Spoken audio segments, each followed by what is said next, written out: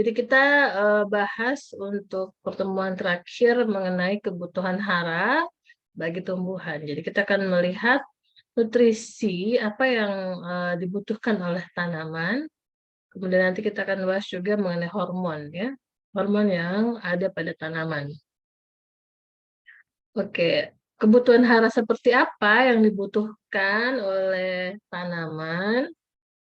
Kita lihat dulu ya, apa itu unsur hara? Nah, unsur hara itu merupakan zat yang esensial atau yang penting ya bagi tanaman yang mempengaruhi pertumbuhan dan perkembangan fisiologi. Jadi pertumbuhan dan perkembangan yang kita bahas pekan lalu itu untuk bisa mengalami itu semua mereka membutuhkan unsur hara ya. Unsur hara atau makanan atau nutrisi bagi tanaman. Kalau kita bisa sebut makanan bagi manusia, kalau di tanaman itu lebih kepada unsur hara. Ya, unsur hara ini penting karena selain komposisinya harus lengkap dan dia harus ada dalam jumlah tertentu. Nah, jadi itulah kenapa kalau kita memupuk itu harus ada dosisnya ya, harus ada takarannya, ada ukurannya. Karena jumlahnya itu harus tercukupi bagi tanaman.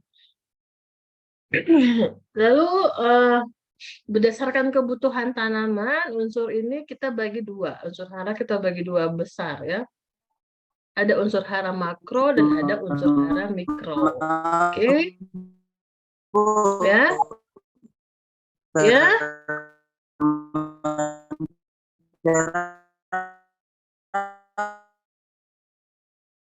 Kenapa? Di komentar ini kalau Saya putus-putus ya. bertanya tadi, Bu. Oh, bertanya, ya, ya. Ini pertemuan Silakan. terakhir ya, Bu. Terima kasih. Hah? Kenapa ya?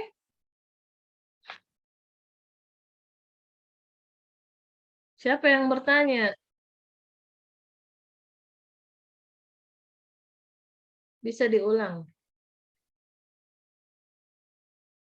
Aduh. Siapa yang bertanya?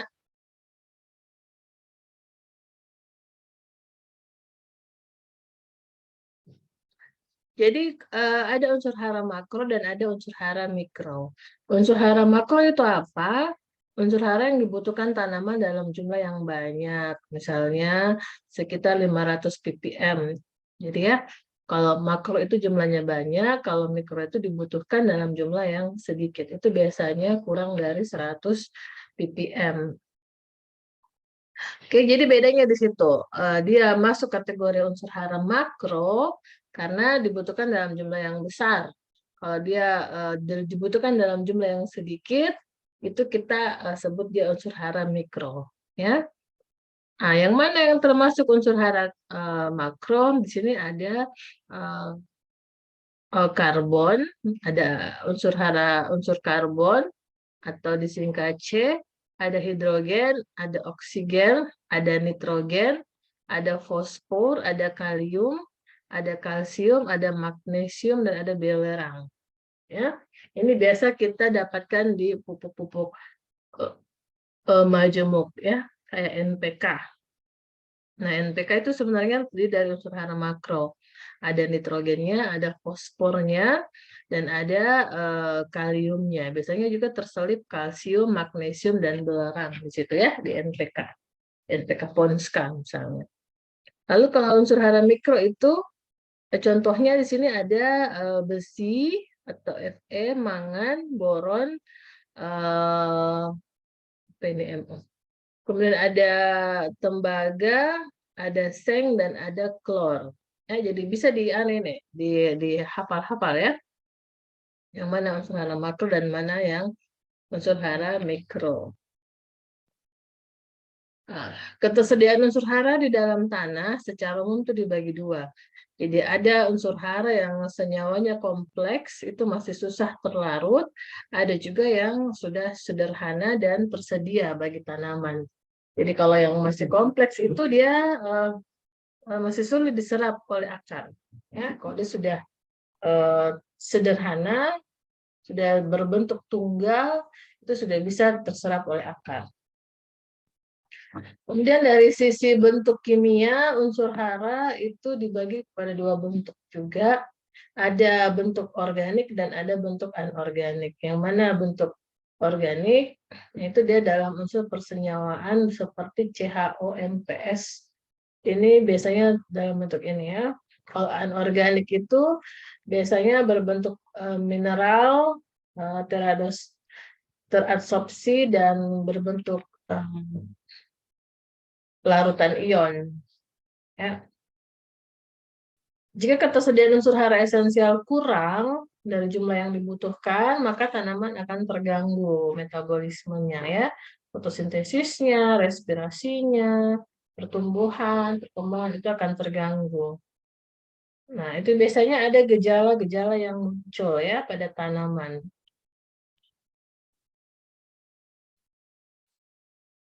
Pada dasarnya, gejala kekurangan unsur hara itu tergantung pada dua hal utama.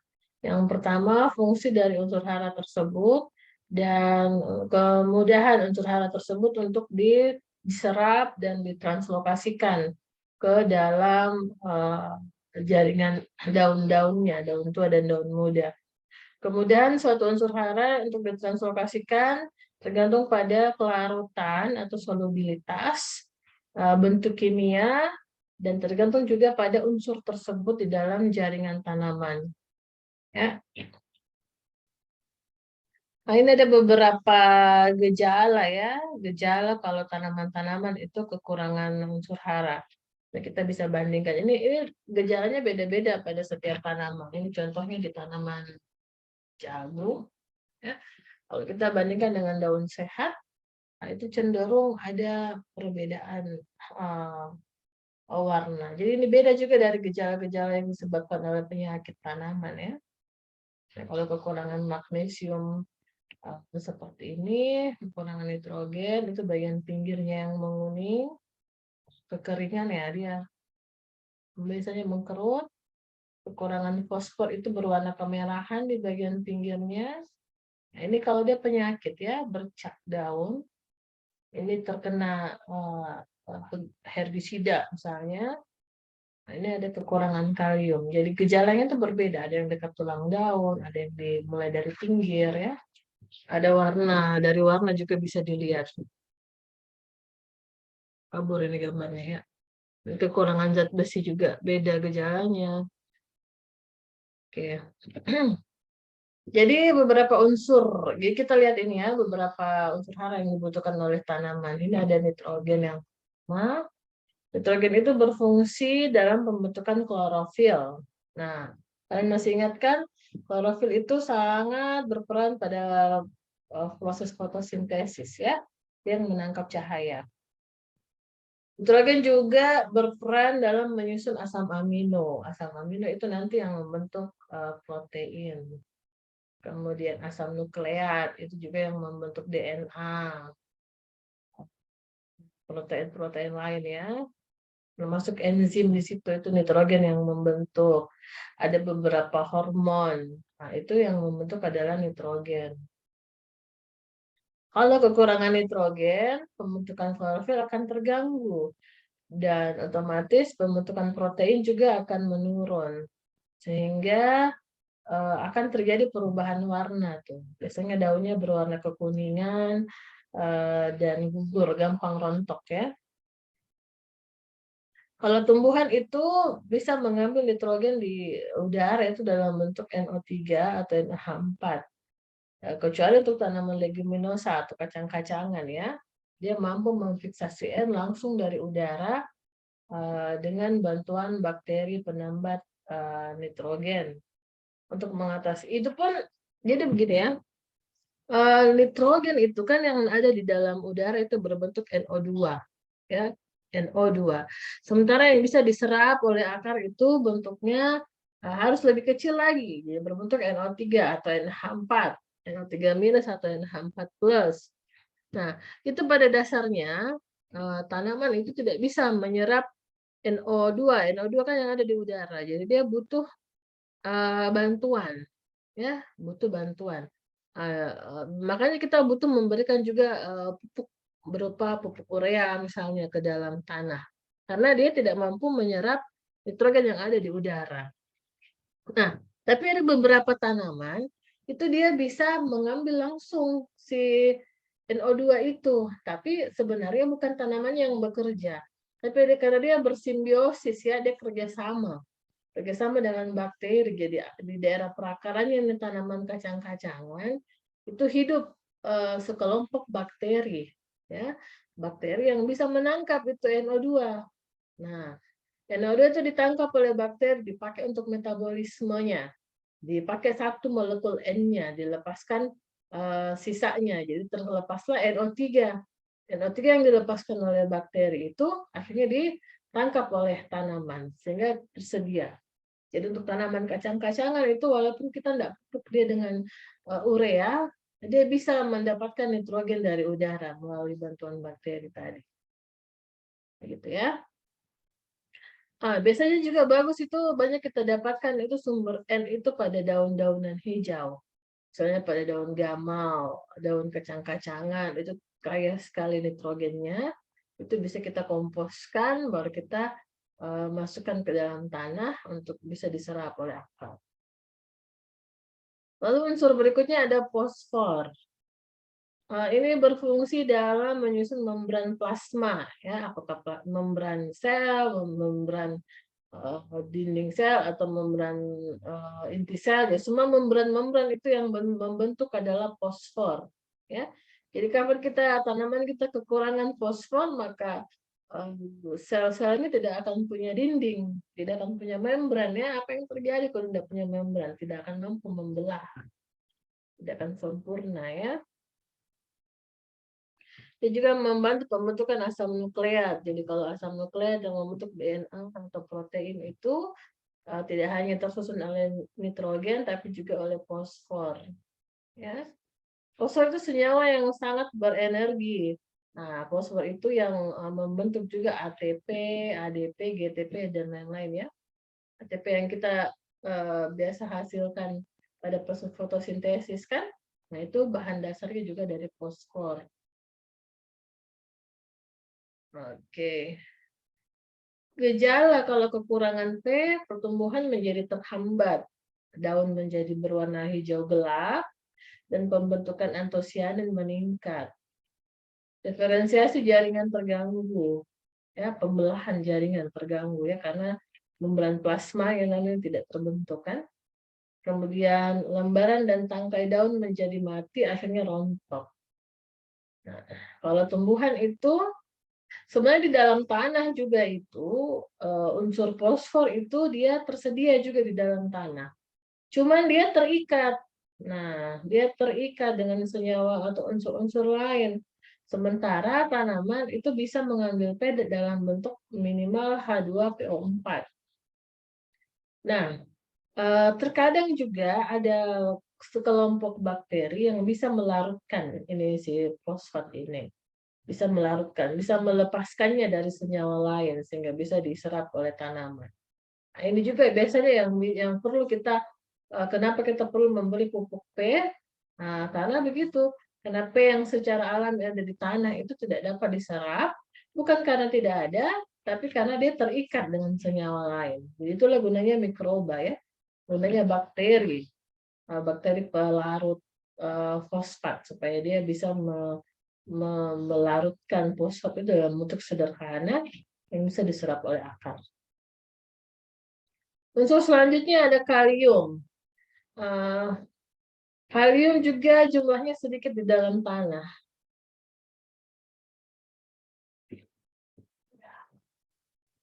Terdapat sebagai bentuk yang dapat ditukar karena terjerap di permukaan partikel tanah. Terdapat dalam bentuk garam anorganik dan pada jaringan yang sedang tumbuh. Penting untuk katalisator.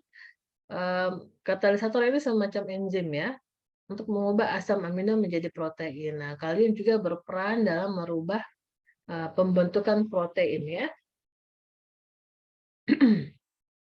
Kalau kekurangan K itu gejala-gejala yang muncul, itu dia akan menghambat juga proses fotosintesis, proses respirasi, kemudian tanamannya bisa menguning, pertumbuhan juga akan menurun, jaringan menjadi mati di bagian tengah atau di bagian pinggir, batang itu melemah, terjadi penurunan kandungan protein, sementara kandungan asam amino meningkat. Sebenarnya agak sulit sih kalau di lapangan itu kita membedakan berdasarkan gejala yang muncul. Jadi butuh memang keseringan ya untuk memperhatikan. Kemudian ada kalsium. Di dalam tanah umumnya kalsium itu berbentuk CaCO3 yang mudah dilarutkan dengan pemberian CO2 di dalam air. Kalsium itu berguna untuk menguatkan dinding sel. Karena kalsium itu merupakan komponen ya penyusun dinding sel dan lamela tengah. Kemudian dia membantu pembelahan sel, membantu pengambilan nitrat, dan mengaktifkan kerja enzim. Jika kekurangan unsur kalsium, itu bisa menyebabkan terjadi desintegrasi atau tidak terbentuk dengan baik ya pada bagian ujung-ujung batang, ujung-ujung akar, ujung-ujung pucuk-pucuk gitu ya, daun muda, itu biasanya akan keriting atau nekrosis. Itu bisa jadi disebabkan kekurangan kalsium ya, bukan cuma kena virus misalnya. Tangkai dan daunnya menjadi lemas. Oke. Nah, kekurangan kalsium ini bisa diganti dengan pemberian pupuk kalsium. Ya. Kemudian ada magnesium. Magnesium itu berguna untuk membentuk klorofil. Nah, kalau kekurangan magnesium, nah itu klorofil juga akan terganggu ya, sama seperti kekurangan nitrogen tadi ya. Nah, tentu kalau klorofil yang terganggu, itu banyak yang lain juga ikut terganggu. Gejalanya itu bisa klorosis atau mengalami pengurangan perubahan warna. Bagian ujung daunnya menguning. Ibu, Ibu, Ya, ya. nah, itu kalau kekurangan kalium, Bu, apakah hanya solusinya itu memberikan kan ada tadi yang tadi bilang itu kekurangannya kalium kan? Ya. Kan tadi bilang tadi bisa memberikan kalium. Apakah hanya memberikan kalium solusi untuk mengatasi kekurangan itu? Gitu, ya. Uh, iya, sejauh ini belum ada belum ada bakteri yang bisa melepaskan kalium. Jadi belum ada yang ini. Yang ada itu bakteri penangkap nitrogen, bakteri pelarut fosfat, N sama P. Kalau unsur-unsur lain itu selain kita bisa ambil dari tanaman, dari kompos misalnya ya, kompos tanaman atau kompos ternak ya itu melalui pemupukan, melalui bahan kimia, pemupukan. Kalau kita bicara bahan organik untuk kalium itu bisa diambil dari apa ya dari hampir sama dengan kalsium ini, kalium dengan kalsium. Jadi bisa dari cangkang telur misalnya ya, atau batok kelapa, sabut kelapa itu bisa dari situ. Gitu ya. Oke. Iya, Bu. Ya. Kita lanjut lagi sampai di mana tadi? Magnesium. Magnesium sudah ya. Dan juga membantu dalam proses pembentukan klorofil.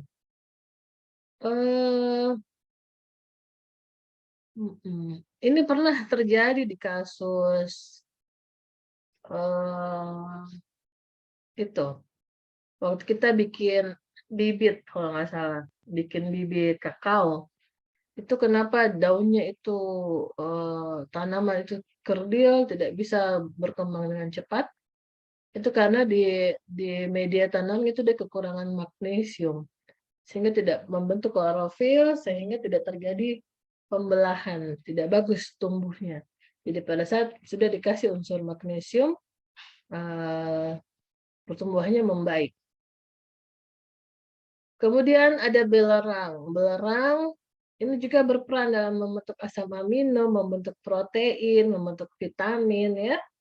Nah, itu kalau ada tanaman-tanaman yang mengandung minyak astiri, misalnya yang harum-harum kayak apa ya, kayak cengkeh, terus daun mint atau daun apa itu yang banyak disuling sekarang, diambil minyaknya, nilam. Ya, nilam itu sangat membutuhkan lebih banyak belerang atau sulfat ya. Nah, kalau dia kekurangan belerang secara umum juga ini rata-rata hampir sama ya di daun. Gejala bisa tampak di daun. Kalau bukan menguning, warna menjadi ungu atau deklorosis, kurang lebih seperti itulah gejala-gejala kekurangan hara. Kemudian ada unsur besi, zat besi atau Fe, ferro. Besi itu berperan sebagai katalisator atau mempercepat juga pembentukan klorofil ya. Bukan penyusunnya, jadi besi bukan bahan baku, tapi dia semacam katalisator atau mempercepat pembentukan klorofil. Jadi kalau kekurangan zat besi juga pembentukan klorofilnya akan lambat. Ya. Gejala kekurangan besi itu adalah klorosis. Klorosis itu dari kata klorofil juga. Artinya kekurangan klorofil. Nah, makanya kebanyakan daun itu gejalanya kebanyakan menguning karena rata-rata kekurangan unsur hara itu menyebabkan kekurangan terganggu pada pembentukan klorofil kan. Klorofilnya terganggu pembentukannya, akhirnya terjadi klorosis. Warna karena terjadi klorosis, kurangnya jumlah klorofil, tentu warna daunnya tidak hijau sempurna. Ya, ada bercak misalnya, ada bagian tertentu yang kuning misalnya, itu akibat karena terjadi klorosis ya. Karena hampir beberapa unsur ini dia mempengaruhi pada pembentukan klorofil ya. Padahal kita tahu kan, kalau klorofil sangat berperan dalam proses fotosintesis kan? Ya. Nah, dan seterusnya ada barium, ada mangan, ada tembaga, ada seng. Ini semuanya cenderung berperan dalam pembentukan protein, pembentukan enzim, dan berakhir pada dan akan mempengaruhi pada pembentukan klorofil ya. Dan lain ini bisa dibaca aja kali ya. Nah, selanjutnya kita bicara tentang hormon. Ada yang mau ditanyakan sampai di sini? Gampang, jadi unsur hara kan bisa dibaca. Tentang hormon. Apa itu hormon? Hormon. Hormon tanaman didefinisikan sebagai senyawa organik, bukan nutrisi ya. Jadi dia bukan nutrisi, tapi dia senyawa organik yang aktif dalam jumlah yang sangat kecil. Ya, jadi lebih kecil dari unsur mikro ya. Kemudian diproduksi pada bagian tertentu dari tanaman. Jadi hanya bagian-bagian tertentu yang memproduksinya, tidak seluruh tanaman. Pada umumnya diangkut ke bagian lain, di mana zat tersebut menimbulkan tanggapan secara biokimia, fisiologis, dan morfologis. Zat pengatur tumbuh adalah senyawa organik yang bukan hara, ZPT atau hormon ya, dapat merangsang atau menghambat dan dapat juga mempengaruhi pola pertumbuhan dan perkembangan tanaman. Oke, jadi hormon itu jumlahnya sedikit, ya, dia berupa senyawa organik, jumlahnya sedikit, tapi sangat memberikan pengaruh pada tanaman.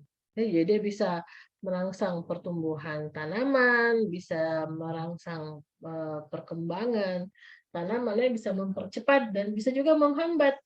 Kalau dia kalau ketidakadaannya, ya, kalau hormon itu tidak ada, maka bisa jadi menghambat pertumbuhan. Misalnya pembelahan pada jaringan meristem, ya, yang aktif membelah, meristem apikal misalnya. Itu kan banyak hormon-hormon yang bisa membantu.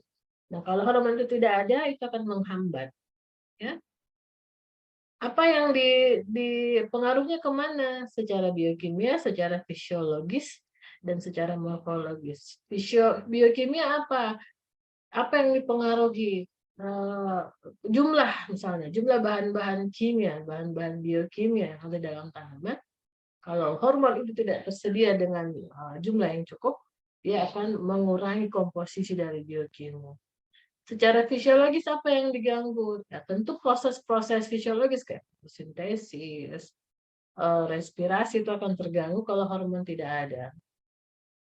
Lalu secara morfologis tentu bentuknya ya, bentuk daunnya, ukuran daunnya itu akan terpengaruh kalau hormon itu tidak ada. Ya. Zat pengatur tumbuh atau hormon ada yang berasal dari tumbuhan itu sendiri. Kita sebut dia hormon endogen. Ini bersifat alami dan ada juga yang berasal dari luar tanaman yang kita sebut hormon sintetis atau buatan. Ya. Zat pengatur tumbuh sangat diperlukan sebagai komponen medium bagi pertumbuhan, bagi pembelahan sel. Ya, jadi tanpa adanya ZPT ini pertumbuhan tanaman akan terhambat bahkan mungkin tidak tumbuh sama sekali. Gitu ya. Jadi walaupun misalnya unsur hara makro mikronya ada lengkap, tapi kalau tidak ada hormon itu biasanya akan menghambat proses pertumbuhan dan perkembangan. Ya. Menurut definisi di atas, hormon tanaman harus memenuhi beberapa syarat sebagai berikut. Jadi yang pertama dia disebut hormon itu nanti kalau dia oh tidak. Jadi hormon itu berupa senyawa organik, biasanya itu bisa dihasilkan oleh tanaman itu sendiri. Kemudian nanti dikatakan hormon juga kalau dia bisa ditranslokasikan atau disebarkan ya ke bagian yang lain. Kemudian tempat sintetis dan kerjanya berbeda. Aktif dalam konsentrasi yang rendah. Jadi kalau berlebihan juga tidak berpengaruh. Nah, dalam hal ini vitamin atau gula itu kita tidak bisa sebut dia sebagai hormon. Karena gula diproduksi di daun. Dan bagian lain yang mengandung butiran hijau, yang mengandung klorofil ya. Kemudian disebarkan ke seluruh bagian tanaman. Tapi nanti gula itu terasa peranannya kalau jumlahnya besar. Kalau vitamin juga bahan organik yang aktif dalam jumlah kecil, tapi pada umumnya dia tidak disebarkan. Tempat sintetis dan tempat kerjanya adalah sama. Jadi di mana dia dibuat, di situ dia akan berpengaruh, akan memberikan pengaruh. Kalau hormon di mana dia dibuat, dia bisa bekerja di bagian mana saja. Jadi misalnya kayak auksin ya kan, auksin itu diproduksi misalnya di bagian batang misalnya, tapi dia bisa bekerja di ujung daun, di pucuk misalnya, di bagian meristem vertikal misalnya, kayak gitu. Kalau untuk hormon atau fitohormon itu ada 5 golongan hormon ya. Yang pertama ada auksin, ada giberelin, ada sitokinin, ada asam absisik atau asam abisat biasanya disebut begitu. Ada juga etilen. Fitohormon ini ada dalam tanaman dalam berbagai bentuk sehingga sulit untuk mengerti cara kerja fitohormon itu dengan baik. Selain itu tanaman juga mengandung senyawa lain yang turut aktif dalam berbagai proses pertumbuhan dan perkembangan. Senyawa ini antara lain adalah tidak ada senyawa lain selain hormon ya yang sangat berperan dalam pertumbuhan dan perkembangan. Kayak polifenolik, vitamin, siklitol dan sebagainya. Nah, hormon yang pertama ini ada auksin. Auksin itu didefinisikan sebagai zat tumbuh yang mendorong elongasi. Elongasi itu perpanjangan ya.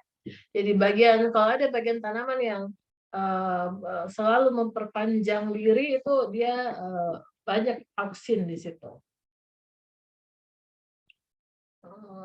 Ya, nama lain dari auksin itu biasanya adalah IAA ya. Kita singkat dia IAA atau indol acetic acid. Nah, auksin itu dia merupakan hormon endogen ya yang bisa diproduksi secara alami oleh tanaman.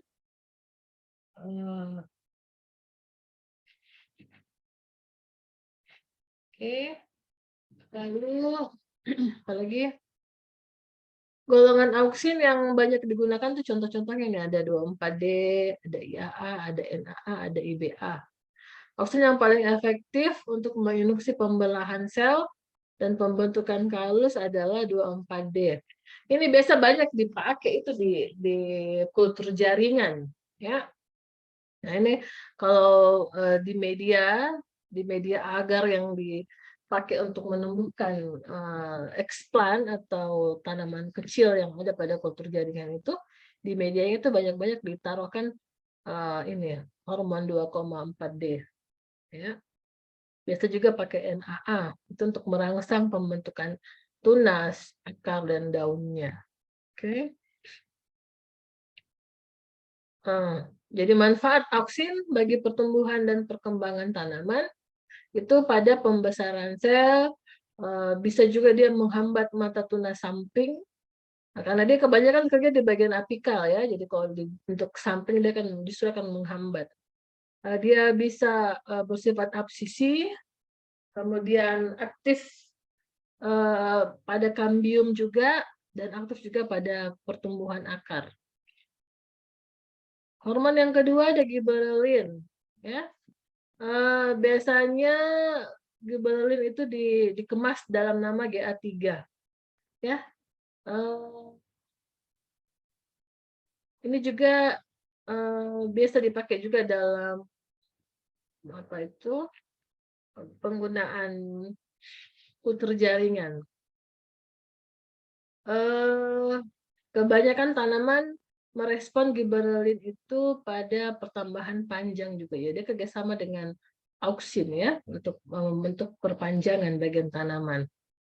Nah, kayak perpanjangan ruas batang, ya itu banyak dibantu oleh gibberellin.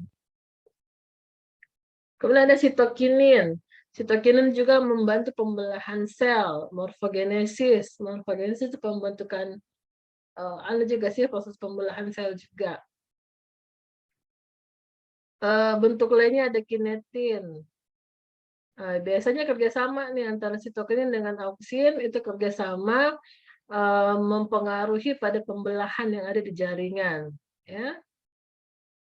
Nah, pembentukan kalus, pembentukan akar. Nah, semua ini beberapa hormon itu saling bekerja sama. Jadi jarang misalnya pada pembelahan, pada pembentukan akar pada ujung-ujung pembelahan pada jaringan meristem apikal misalnya pada akar untuk proses pemanjangan akar itu jarang satu hormon yang bekerja. Jadi kadang dia bekerja sama, ada auksinnya, ada sitokinnya, ada gibberellinnya. Cuman ada hormon yang dominan, gitu ya. Kemudian ada etilen. Nah inilah kalau etilen itu berupa gas ya. Biasanya kita bisa dapatnya dari pembakaran gas. Pembakaran gas dari asapnya. Dia berupa senyawa-senyawa yang memiliki ikatan karbon yang seperti batu bara. Jadi kalau batu bara dibakar itu menghasilkan karbon gitu kan. Minyak bumi dibakar itu juga menghasilkan karbon. Itu kaya sekali akan etilen. Ini juga asap-asap pada kendaraan bermotor itu juga mengandung etilen, ya. Kemudian, nah itu semua mengandung etilen ya di asap, rata-rata di asap-asap pembakaran.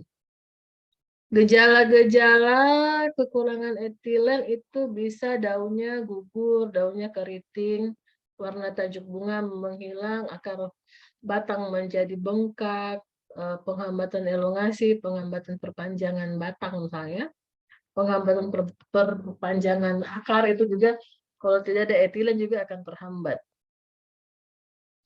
Asam absisik itu mempercepat pengguguran daun kalau dia ada. Jadi dia berbeda dengan IAA dan hormon lainnya. Dia bersifat kebalikan ya. Kalau hormon lainnya tadi itu merangsang pertumbuhan, kalau absisik ini justru dia bersifat menghambat. Ya. Oke. Kemudian senyawa organik lainnya itu ada fenolik, ada vitamin ya. Ini semua kayak asam senyawa fenolik itu dia sangat dibutuhkan dalam pembentukan zat warna ya atau pigmen. Misalnya pigmen biru, merah, kuning, jingga pada tanaman itu dibantu pembentukannya oleh senyawa fenolik. Kemudian vitamin. Ya, kita tahu ya ada vitamin C, B. Vitamin juga bukan cuma manusia yang butuh ya, tanaman juga membutuhkan itu. Oke, dia sebagai kofaktor dalam reaksi-reaksi enzim. Jadi dia mempercepat proses yang dilakukan oleh enzim-enzim. Ya, biasanya ada tersendiri nih mengenai enzim dan senyawa lainnya ya. Nah, ini apa artinya? Ini perlu kita ketahui bahwa ada banyak senyawa lain yang dibutuhkan oleh tanaman untuk proses pertumbuhan dan perkembangannya. Ya, jadi selain ada unsur hara makro mikro, lalu ada hormon dan ada senyawa-senyawa kimia lainnya yang dibutuhkan tanaman untuk pertumbuhan dan perkembangannya. Gitu ya. Oke, jadi yang penting di sini adalah unsur hara makro dan mikro itu apa saja, itu perlu kalian ketahui sebagai anak mahasiswa agroteknologi. Ya, unsur hara makro dan mikro itu apa saja, ini perlu dihafal lah. Ya, di luar kepala lah ini ya, unsur hara makro. Yang penting kan ada NPK, lalu ada kalsium, magnesium, dan belerang. Lalu ada unsur hara mikro, ada besi, mangan, boron, tembaga, seng, dan klor. Ya. Lalu selebihnya yang harus kalian pahami juga bahwa ada hormon yang dibutuhkan oleh tanaman untuk pertumbuhan dan perkembangan. Itu ada 5 ya. Ada auksin, sitokinin, giberelin, asam absisik, dan ada etilen. Dan selebihnya ada senyawa lain yang seperti fenolik, ya, ada senyawa fenol, ada senyawa vitamin dan seterusnya. Itu ada senyawa-senyawa yang jumlahnya sedikit di dalam tanaman, tetapi sangat mempengaruhi proses pertumbuhan dan perkembangan. Oke. Jadi materinya sederhana saja, ini hanya pengantar-pengantar saja ya. Oke, nanti ini bisa saja dibuatkan nanti kalau kalian yang mau skripsinya nanti penelitian-penelitiannya berbasis hara, hormon, dan senyawa kimia pada tanaman itu bisa lebih ini nanti. Ini menarik sekali. Parameter pengamatannya paling ya pertumbuhan, perkembangan, ya, warna daun. Gitu. Oke ya, saya rasa cukup ya. Ada mau ditanyakan? Jadi pekan depan kan sudah jadwal final. Jadi kalian pelajari saja bahan kita dari awal sampai akhir. Nanti bakal akan share bocoran soalnya. Jadi kalian bisa belajar memang di rumah. Jadi bisa dengan mudah nanti menjawab pada saat ujian ya. Oke. Kalau tidak ada yang bertanya, Ibu akhiri kali ya. Kita foto bareng dulu deh. Coba semuanya dibuka lah videonya. Kita foto bareng. Ibu mau foto bareng. Ini pertemuan terakhir kan?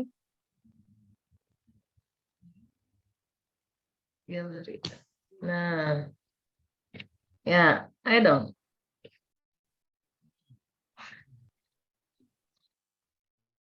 Ya, ini Amri, Amri dua istri cukup ya. Oke, mana yang lain? Dibuka dulu kameranya kita. Nyala. Kurang lagi, Bu. Sayang tadi Bu di screen tidak tampan ke di Iya, situ nah. Makanya diulangi. Bu. Baring-baring minum mendengar. Luar biasa ini mahasiswa aku saya. Ibu duduk rapi, duduk baik-baik. Ya, mana nih Aisyah, Sri, Rosmini, Umi, buka dulu kameranya. Ya, ada paling Ispan tulang. Ibu, Siap, serta Ibu, udah ada. Aisyah, Rosmini. Ini Nurjannah yang hadir yang pakai H ya. Iya, Bu. Oh, hampir nih. Oh ya. Ini saja cukup. Oke, Rosmini mana Rosmini? Ayo. Gelap sekali saya ya. Rosmini udah aktif ini anunya, kameranya. Nursapika, buka dulu. Buka Nursapika. Rosmini. Ibu hitung ya sampai 3 ya. 1, 2, 3. Ya, tunggu dulu sekali lagi. Tunggu dulu, di-share dulu. Ya, sekali lagi. Oke. Pakai jempol kali ya. Beda-bedanya. Ya. Oh, ada bukunya, Amri. 1, 2, Aisyah. 1, 2, 3. Oke deh. Ya, kasih masuk Enrik. Ibu, Oke deh. masih masukin nanti. Ujian tuh orang minggu depan. Udah sholat. Sudah enggak, Mek. Kok jadi kalian mau masuk? Ada kamu didiskusikan dari kita. Sudah, Medi. Iya, masuk Anu Bu. mau. Bu, Terima kasih banyak, Bu. Terima kasih, Bu. Iya. Semoga nilai kami Belajar aman-aman baik-baik. saja, Bu. Iya, nanti ada 20 soal saya bikinkan. Sekali lagi Ibu, Amin. Ibu, sekali lagi foto Ibu. Tidak aku sedia Oke. tadi Ibu. Aku ambil gaya Ada tadi. kelihatan muka. Ya sudah, mohon maaf ya atas segala kekurangan, sanksi-sanksi. Jadi mohon maaf nanti ini yang jarang-jarang hadir ya. Ada pasti sanksi-sanksi tersendiri akan mempengaruhi nilai tentunya ya. Tugas ya, tugas. Tugas itu harus masuk semua. Ibu tunggu. Jadi syarat untuk mengikuti ujian final itu adalah menyelesaikan semua tugasnya. Bisa Ibu minta tolong dibikinkan list ya. List siapa yang untuk tugas. Berapa tugas semua kah? Sri, berapa tugas semua Sri? Ibu, yang itu yang list absennya di grup atau Japri? Bu? List apa? List kerjaan, list tugas. Tugas. Oh, list Di tugas. grup, di grup. Di grup saja supaya semua bisa mengisi yang sudah bikin, nah. Ya. Mulai dari awal. Iya. Nah, dan harus jujur lah, atau bikinlah yang belum. Karena Ibu selalu cari semua yang mana. Di HP Ibu masih lengkap. Belum ada yang Ibu hapus. Jadi yang enggak masuk itu akan ketahuan nanti. Oke? Fajri, Marwan, Ramli, bikin tugasmu. Ramli, kalau kau mau lulus, bikin tugasmu. Kau banyak sekali enggak hadir. Mana ini? Iya, Ramli? Bu. Iya, Bu. Mudah-mudahan nilai kami aman-aman saja. Ya, makanya bikin tugasnya. Kan masih ada waktu sebelum final. Sudah ada jadwal final belum? Mulai Senin depan itu sudah ujian ya. Jadi Ibu kasih waktu sampai sebelum Senin ya. Sebelum hari Senin tugasnya sudah masuk semuanya. Oke. Nanti bikin list di grup ya, list tugasnya apa supaya ini yang lain pada tahu kelengkapan tugasnya. Karena Ibu enggak mau jadi kayak Abdul, Muhadir yang sudah saya jamin nilai A, tapi kalau ada tugasnya 1 enggak ikut, enggak terkirim, ya nilainya tidak bisa Ibu kasih keluar ya. Begitu juga dengan yang lain, apalagi yang banyak-banyak itu bolosnya. Ih, hati-hati. Sudah ada catatan di saya ini beberapa yang nilainya akan tidak baik. Ya, belajar baik-baik supaya ujiannya juga jadi final test itu sekitar 30% ya menentukan nilai. Oke? Kapan Oke, Ibu. genre Kang Bu? Untuk Oh ya, kita mau ujian itu ya. Kita mau ujian lisan nanti insya Allah. Nanti ya, kalau keluar jadwal finalnya kapan. Kalaupun ini kan kalau ujian lisan bisa nanti pakai video call ya. Video call pakai WhatsApp. Bisa kita langsung tanya jawab. Oke. Oke ya. Jadi Ibu akhiri, mohon maaf untuk segala ketidaknyamanan, segala ini Ibu berharap kalian bisa lebih aktif, bisa lebih rajin mengikuti perkuliahan, kehadiran, membacanya juga lebih dipermantap, ya. Semoga bisa jawab ujian dengan baik. Nah, betul-betul dipelajari ya. Semoga keaktifan ini bisa lebih ditingkatkan untuk semester berikutnya ya. Dan semoga mudah iya, untuk Bu. bayar SPP semester berikutnya. Ada kendala-kendala. Ya, Bu. Kalau ada kendala, berceritaan saja. Koordinasi saja ke Prodi. Ya, Bu. Oke? Oke. Wabillahi taufiq wal hidayah. Assalamualaikum warahmatullahi wabarakatuh. Waalaikumsalam Waalaikumsalam warahmatullahi wabarakatuh.